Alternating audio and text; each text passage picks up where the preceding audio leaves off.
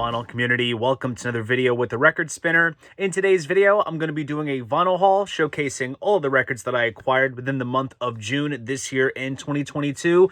There is a bit to get through in this haul. We have some Record Store Day drops from this month, some Yes, some David Bowie, Rolling Stones, Kiss, as well as my very first test pressing and much, much more. It is about to go deep, so without further ado, sit back, relax, and enjoy the latest finds.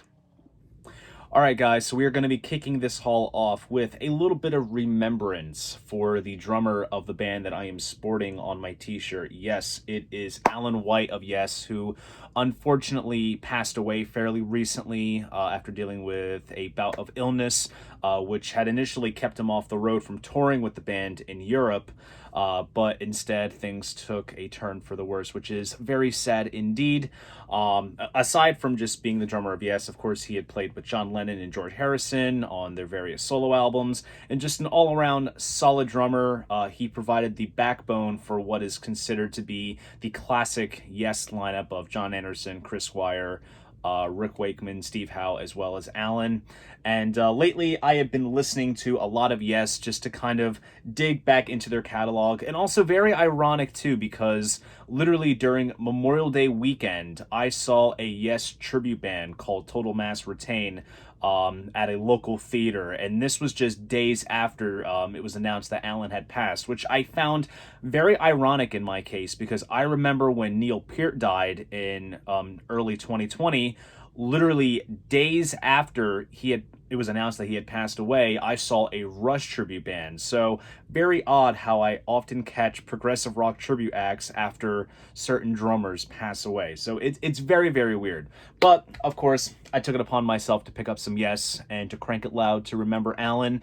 And I decided to get my hands on some stuff that I had been meaning to get that had come out in recent years, and also fill in some gaps for my collection. So I have a little bit of an assortment here. So starting off with their newest album called The Quest. This came out on CD first, and then a vinyl pressing, I believe, came earlier this year. This right here is the indie exclusive version on blue vinyl, which I will showcase. And basically this is Alan's last album, and I'm definitely curious with this because the last album was 2014's Heaven and Earth, which was produced by Roy Thomas Baker, and it was also Chris Squire's last album with them as well. But for this one, Steve Howe is at the producer's chair in an attempt to give more of a true, genuine Yes kind of sound with no outside influencers. And I am definitely excited to check this out for myself. And here is the whole cast of characters right there. And there is also a rather nice booklet that comes with this as well, which has more band photos, some Roger Dean sketches, photos of the band members, lyrics, things of that sort. So you can kind of flip through this as you listen to the album. There's Alan there.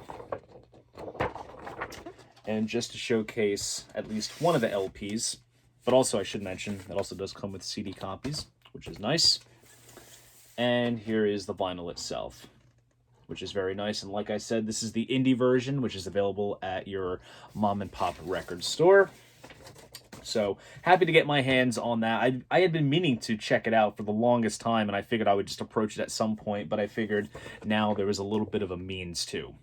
But speaking of the classic Yes lineup that I had referenced, I went ahead and picked up this live album that dates back sometime, back in 2004, but they did a vinyl, I believe this might be a repress of sorts fairly recently, and that is Songs from Tsonga's Yes 35th Anniversary Concert.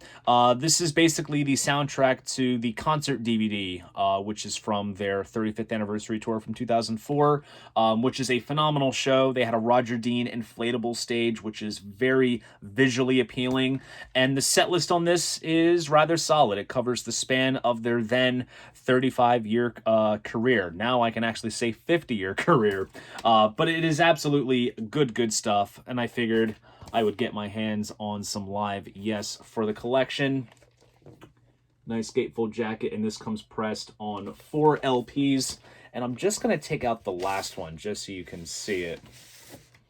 Because all the labels here pretty much the same across the board, but the last side is dedicated to an etching of the Yes logo, which is very nice indeed.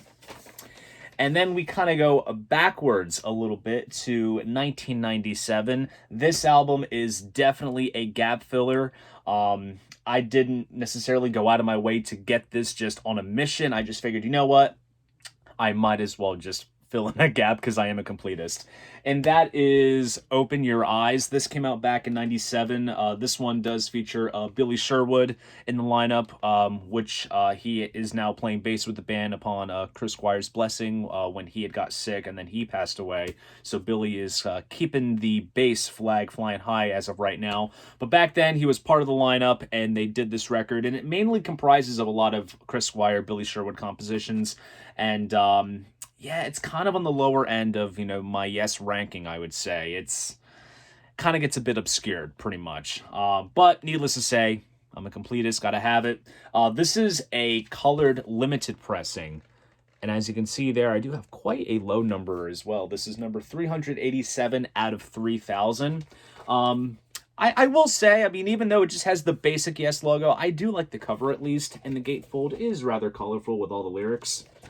And just for the sake of showcasing everything, first LP comes pressed on orange vinyl, and the second LP comes pressed on red vinyl. So, very happy to get my hands on some more Yes vinyl as a simple means of paying tribute to the backbone of the band, which is Alan White.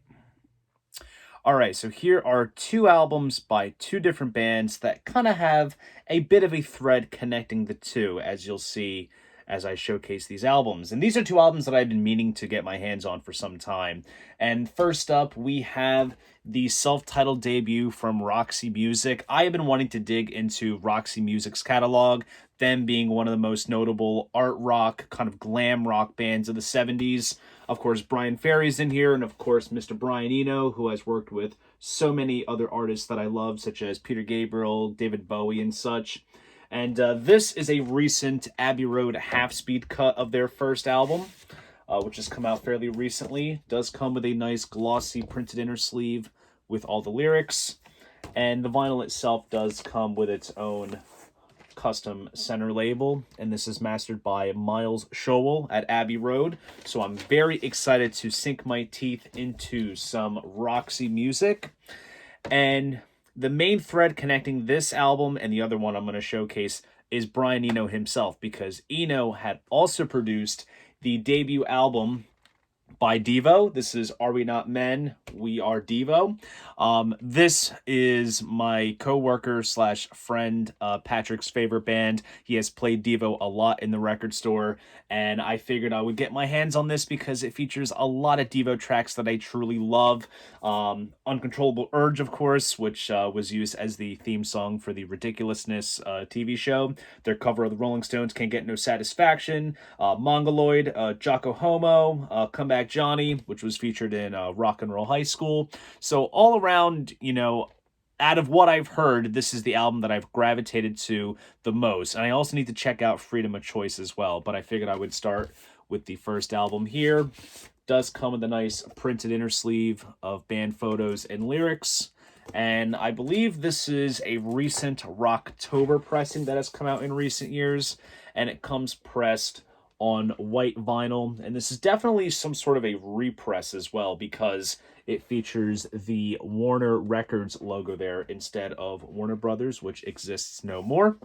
But needless to say, very happy to get two of these albums that I've been itching to have in my collection and sink my teeth into the works of Roxy Music and Devo.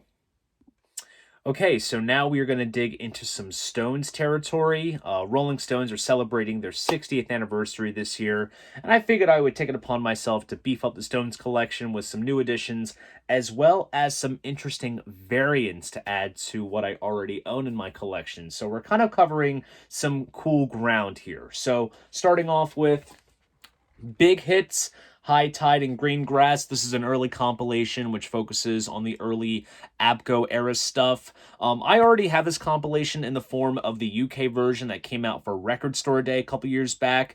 Colored vinyl uses the UK artwork and the UK track list, whereas this version here is the American version with the American artwork and track list, which is pretty much the version that I am most familiar with, so it is nice to have this copy in my collection, but just there's simply enough going for it for me to have both the UK and the US version. And as you can tell, overall pretty cool artwork. And what I love about this pressing, particularly this reissue, is that it does feature the photo book stapled inside the gatefold. And there's the track list there, which is very nice.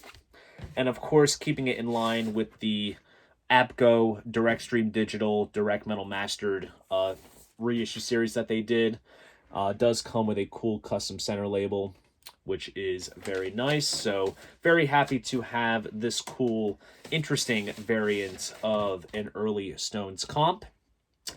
And then we jump eras entirely with Emotional Rescue. Now, this is part of the half-speed master series that Universal has put out in recent years. They've pretty much done almost the entire catalog from 1971 onwards in this style.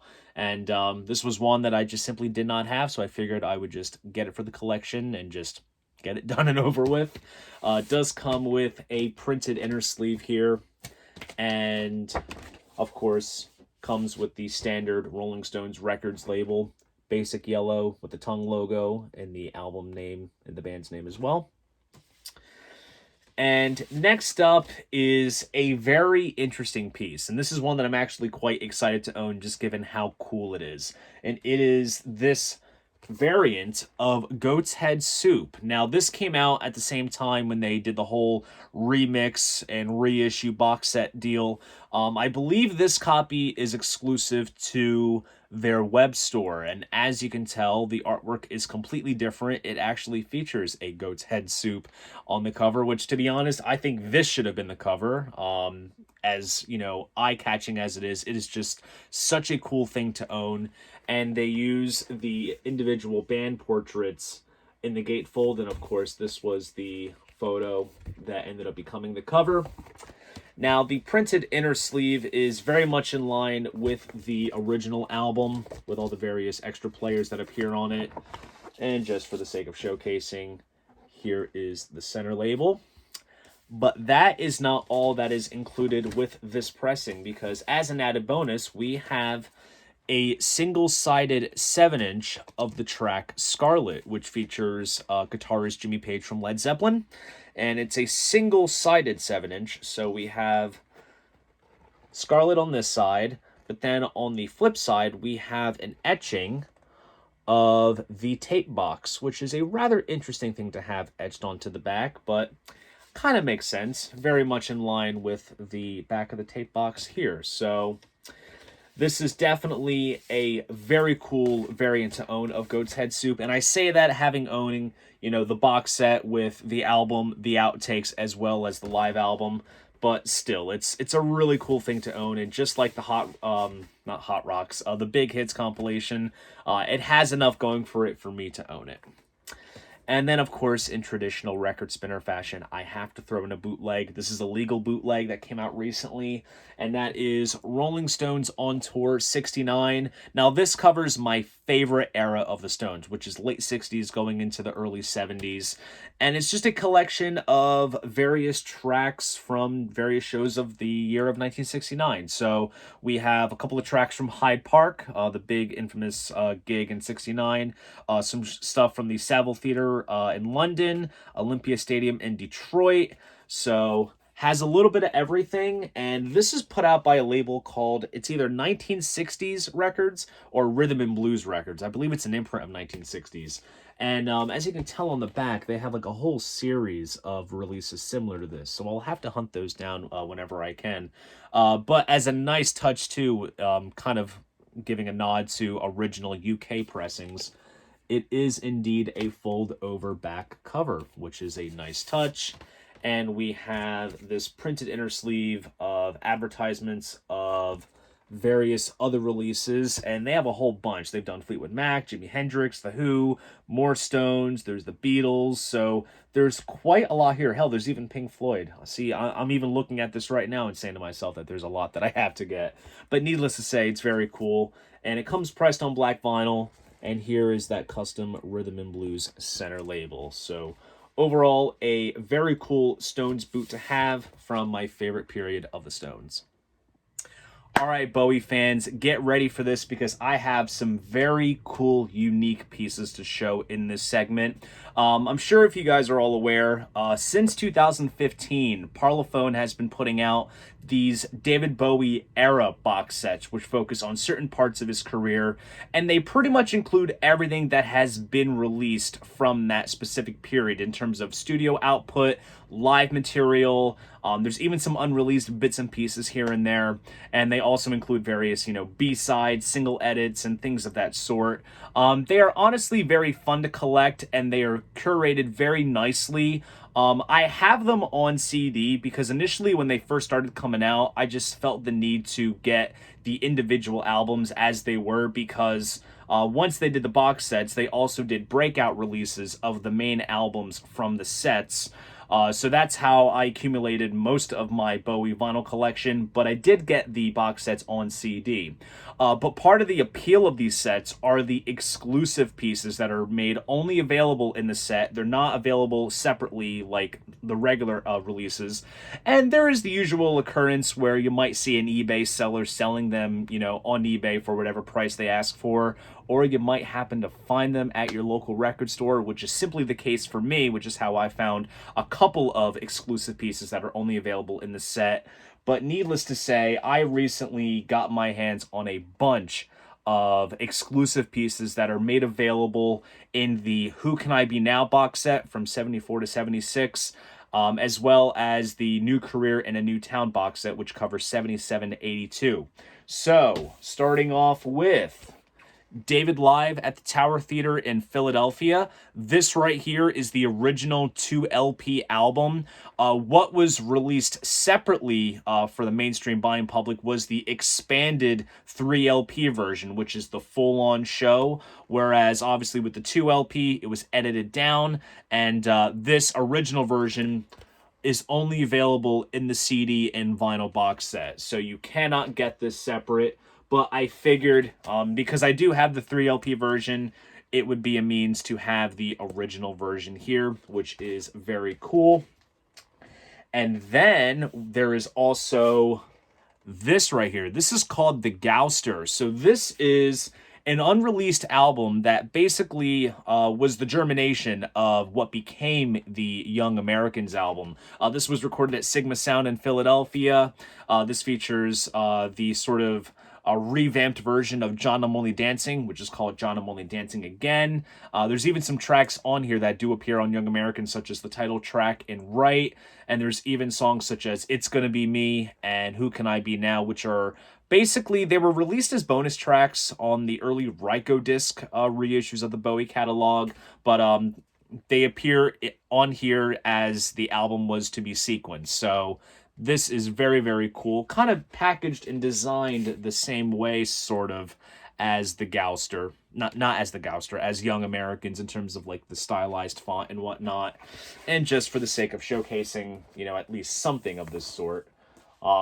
Does come with a re-rendering of the RCA orange label with Bowie written in the RCA text. And they even went as far as to feature an insert with all the lyrics. So this is a sort of cool kind of companion piece to sit next to Young Americans as, as a what-if type of situation if the Gouster was to be released. So it's cool that they kind of recreated this unreleased album for the box set. And then there's also various remixes available in the box sets as well. And next up is the 2010 Harry Maslin remix of Station to Station.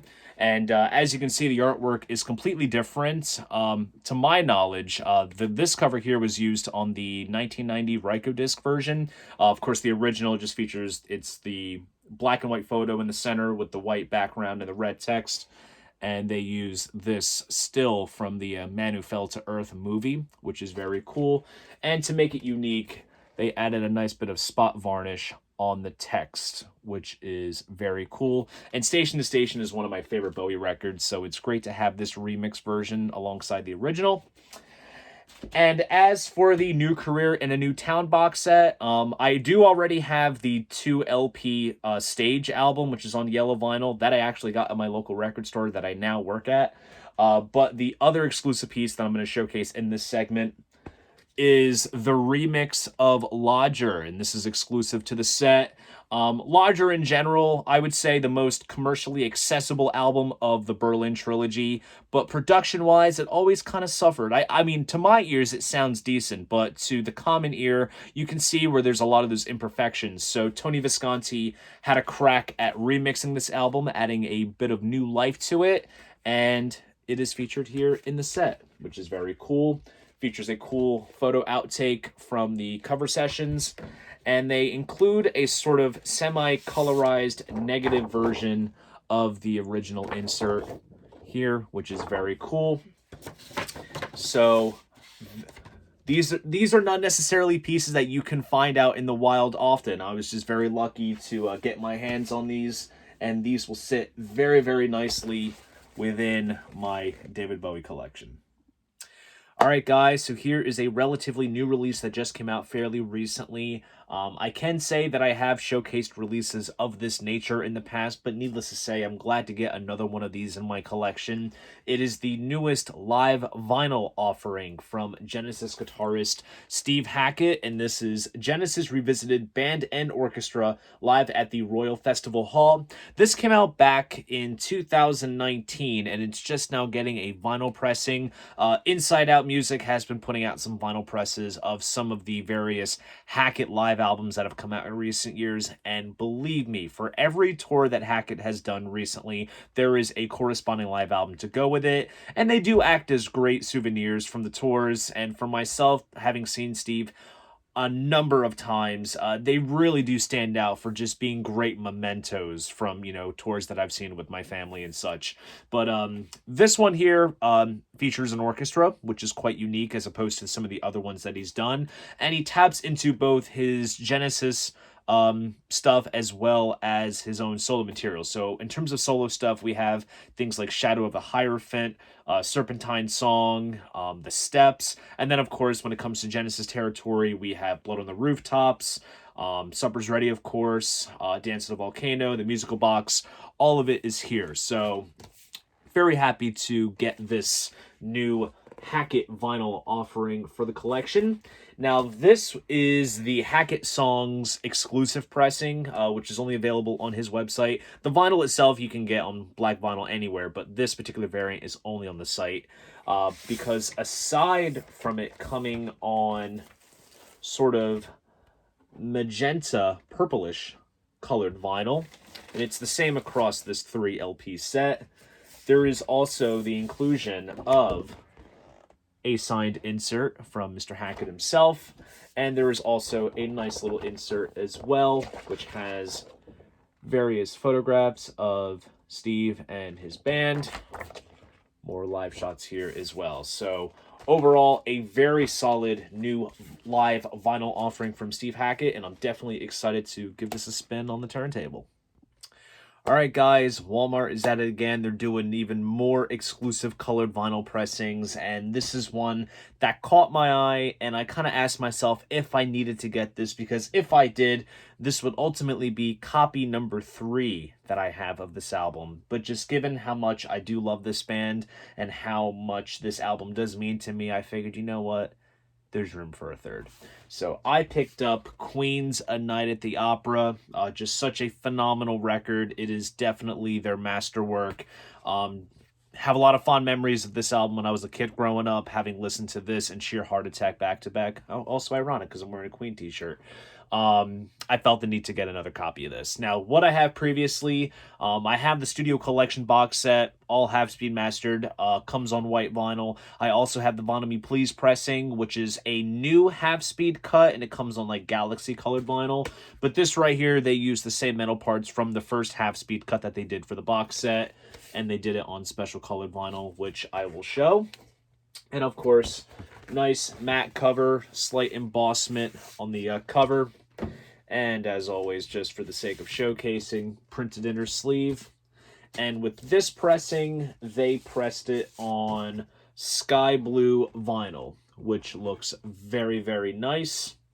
And they're also doing News of the World, but that is coming pressed on olive green vinyl. And to my eyes, at least, that looks a little similar to the green vinyl that's featured in the Studio Collection box. So I probably won't get that. But when I saw this announced, I was like, I may have to look into it. So glad I got my hands on this. And then here is a mystery. I'm not going to say Walmart pressing, but it is indeed a colored vinyl pressing, and it is an album that I've had in my collection. I recently upgraded to get the box set, and now I feel like I've kind of come full circle once again. This is Rush Moving Pictures, another Masterworks. Same thing with, Queen Night at the Opera. This is perhaps their best. Walmart recently did a red vinyl pressing of this album, which basically mirrors the 40th anniversary version that has come out recently in terms of the re-rendering of the artwork and the new center labels and such. But this, upon opening, is rather intriguing because overall it appears to look pretty much as you would expect it to. But upon the record being housed in an anti-static sleeve, I was curious. And I take the record out, and sure enough, yes, it is on red vinyl. But this is actually somewhat of a repressing of the 2015 version that was done back when all the Mercury Rush albums got reissued back then. Because what we have now with this new 40th anniversary version is a half-speed cut done via direct metal mastering. No indication on who did the mastering, though. But what I can tell you about the 2015 is that it is a direct metal mastered pressing done by Sean McGee at Abbey Road.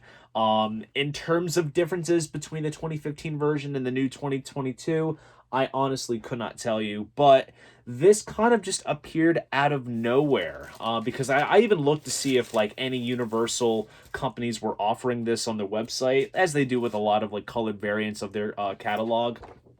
Can't find much on it, so this must be a fairly new pressing. So I basically have the 2015 version back in my collection, but it's also nice because I have a standalone copy that I can easily go to without having to reach for the box set and such. And plus, when it comes to Rush and colored variants, I might as well, because this is yet another one of those fantastic albums that just stands the test of time, holds a special place in my heart since my parents are huge Rush fans, my mother being the biggest female Rush fan.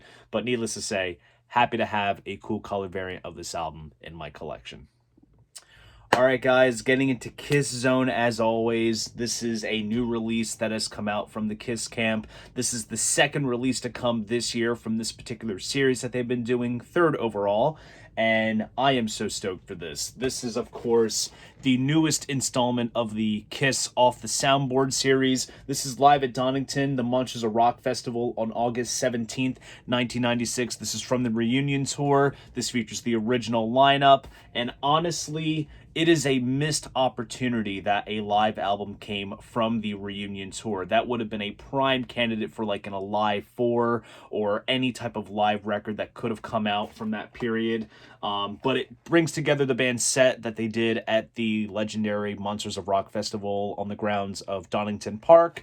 And just look at that set list. That is absolutely phenomenal. Just mainly taken from literally the first 6 Kiss albums. So you really cannot go wrong there. And as always, like I have with the other releases in this series, this is the Kiss Online exclusive pressing. Each record comes in its own sleeve. Nice kind of cardboard cardstock with a track list and whatnot. And this exclusive pressing comes pressed on sort of reddish colored vinyl. It looks more like oxblood colored vinyl, but it's labeled to be red. Nice custom labels there as well. Pretty much the same across the board. So I am very excited to have this in my collection, and there's already word on the street that there's going to be a off the soundboard release from Des Moines, Iowa from 1977, which to my knowledge, a recording of that sort has never hit the bootleg circles, particularly a soundboard recording. That is what the current word is. Nothing has been announced, but it is rumored, and it is somewhat loosely confirmed by some insiders. Needless to say, I'm excited for when that comes out, but until then, this will getting some heavy rotation on my turntable. And to sort of keep it in the Kiss vein, I have an Ace Frehley legal bootleg. This is called Live Into the Night. This is of a broadcast recording from Milwaukee from 1987. This has been one that's been circulating for quite some time. This is a recent vinyl pressing that's been done. This is on the Vox label. They pretty much license a bunch of broadcast recordings of this sort and put them out. Overall, solid package. You got some cool photos of Space Ace there with some liner notes, and this pressing as well comes pressed on red vinyl. This is more so truer red vinyl, but very cool to have. I only have, I think, one other 80s era Ace Frehley live release, so this is definitely another one that I can add alongside what I already have, and just overall stoked to have this cool piece of Ace vinyl in the collection. Alright guys, so I recently got my hands on my very first test pressing. It is a facet of vinyl collecting that has always kind of caught my eye, and when it comes to sort of the pantheon of record collecting, test pressings are one of those kind of novelty type things that I'm sure collectors would definitely go after at one point or another. I have come close to picking up a test pressing in the past, particularly when I went to Nashville with the Youngest Members group. There was a third man test press at McKay's, but I didn't quite pull the trigger on it then, but I always figured that at some point I might be able to stumble across one. And hell, even test pressings are being offered for sale when like new releases are announced of certain artists, which somewhat ties in with the one that I'm going to be showcasing in this segment. The test pressing that I got my hands on is of Blackwater Holy Light's Veils of Winter. Blackwater Holy Light is one of my favorite newer bands that have come out in recent years. They're based out of Portland.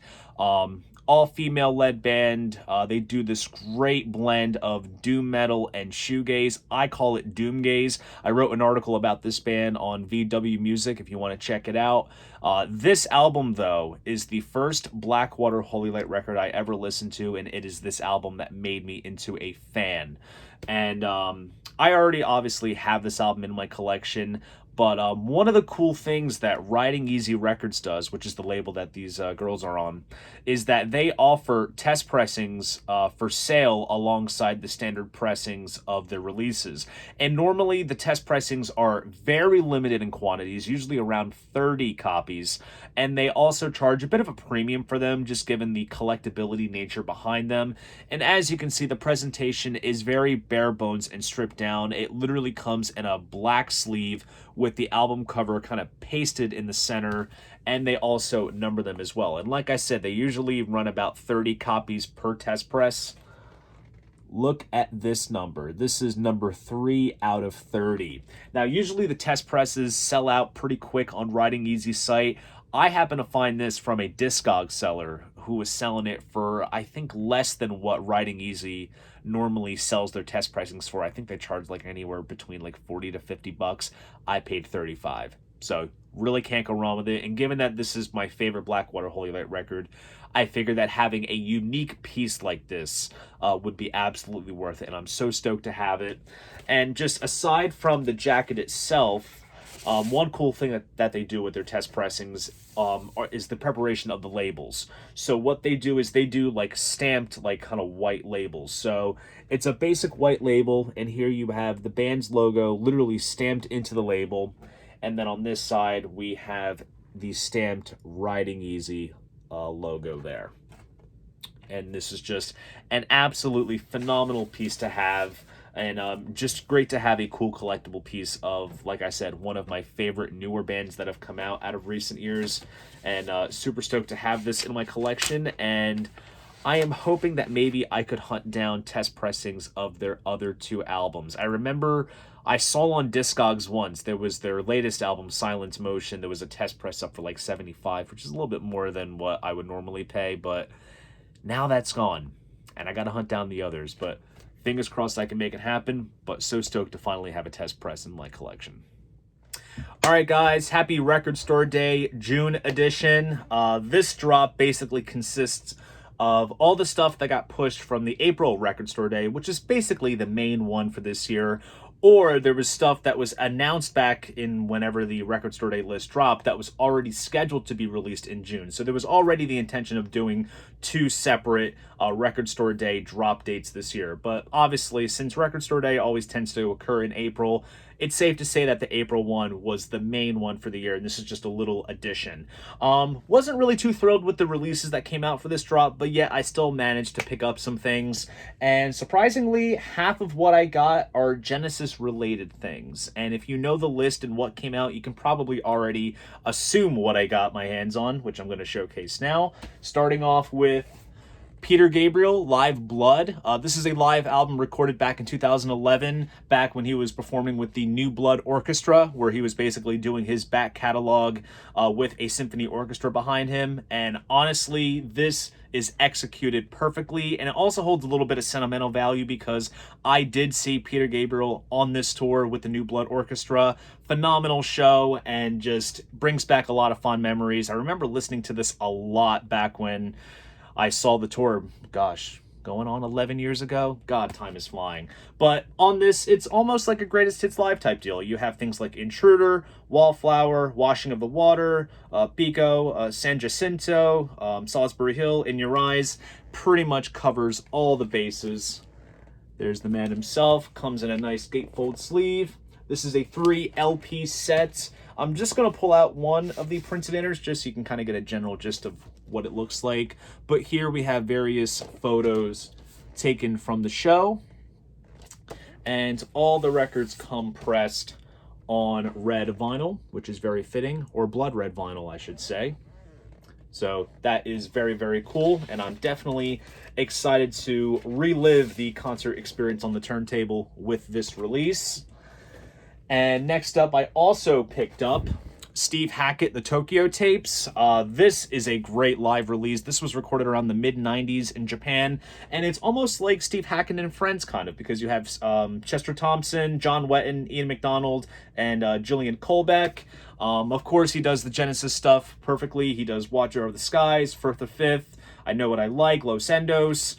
He also does his solo stuff, such as Shadow of the Hierophant, The Steps, Blacklight, Camino Royale, and hell, it even gets into some King Crimson territory because you do have Wetton and McDonald involved.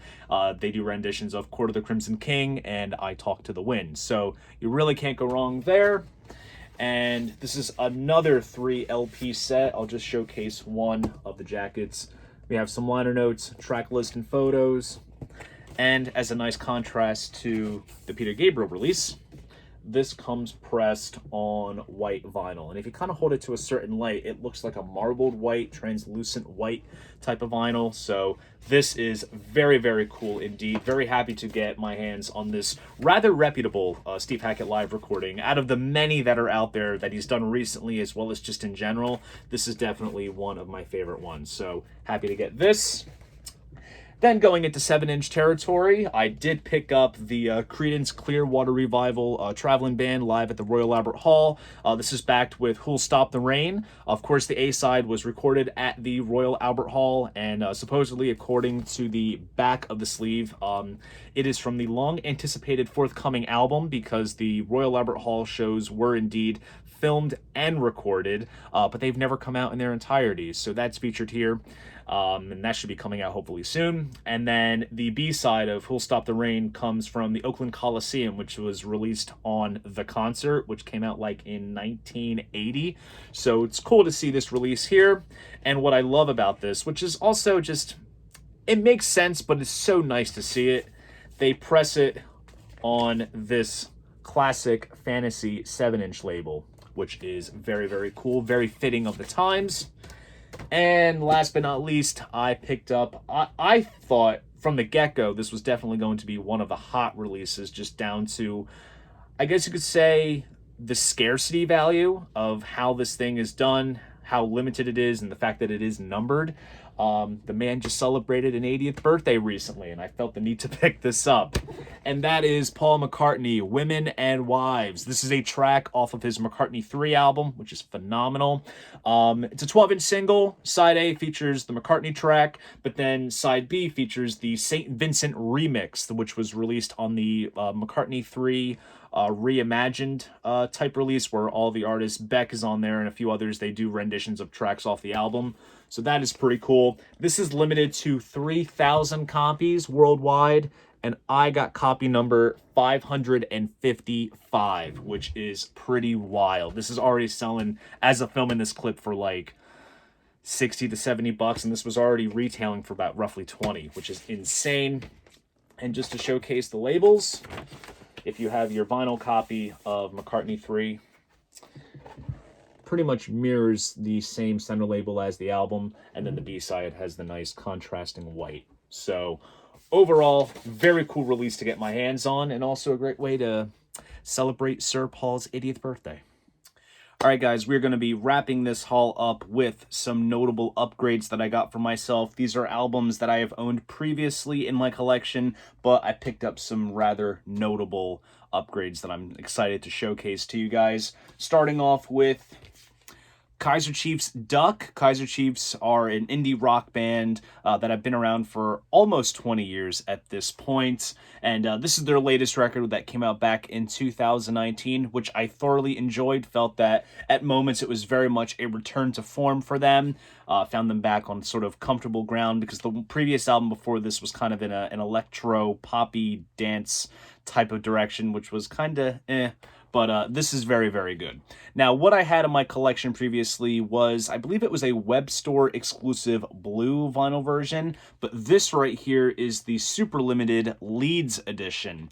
This copy is only available at indie record stores in their hometown of Leeds in England, and as you can see, the color scheme is also relatively different compared to the standard version, because it reflects the colors of the Leeds United Football Club. And just to tie it in further, just to showcase everything that's inside, there is also this giant fold-out poster that has all the lyrics on the inside here, as well as a printed inner sleeve.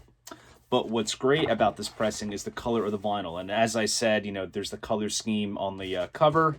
But check out the vinyl. This is indeed a tricolor press of blue, yellow, and white, which is absolutely stunning. I am so glad to get my hands on this. And for a while, I remember, I think this was available, I mean, most notably to the indie record stores in Leeds, but I think it was also like a thing where if you pre-ordered this copy, it gained you access to like a pre-sale code for tickets, which Kaiser Chiefs very rarely come to the US, so wouldn't have done me any justice. But needless to say, I am so glad to have this cool upgrade in my collection.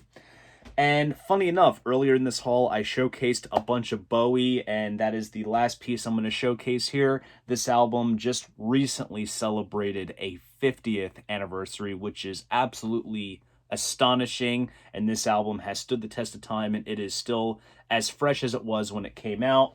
I am talking about The Rise and Fall of Ziggy Stardust and the Spiders from Mars. Now, this right here is the new half-speed master pressing.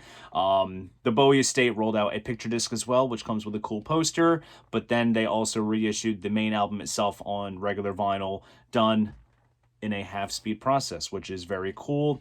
Kind of has a slight OB type design to it, which has a brief description of how this pressing came about. And basically, it's cut on a fully customized late Newman VMS 80 lathe from 192 masters and whatnot. Based on the copyright information on the bottom, it does state that it's using the 2012 remaster, and what I had in my collection previously was the reissue that came out around 2015, 2016, and that uses the 2012 remaster. So I'm thinking that they're using that same master, but just mastering it differently on this pressing via half speed. kind of curious, but needless to say, I am very excited to experience this pressing and get in the spirit of the album's 50th anniversary. Of course, we have a printed inner sleeve. There's Bowie with the spiders, all the lyrics here. And the vinyl itself, of course, black vinyl, very beautifully pressed, and it comes on that modified RCA label there, where it says RCA on the side. Now it says Bowie. But fingers crossed they might pull out more stops this year for the anniversary of Ziggy. Maybe another box set of sorts of demos or anything like that. But needless to say, it is cool to see a Bowie album be given the half-speed treatment. And who's to say that there might be more to come in the future. But until then, I am stoked to put this on the turntable. So there you guys go. That is my vinyl haul of all the records that I acquired within the month of June this year in 2022. If you enjoyed this video, please go ahead, give it a like, and subscribe to the channel. See you guys in the next video, and most importantly, keep the records spinning.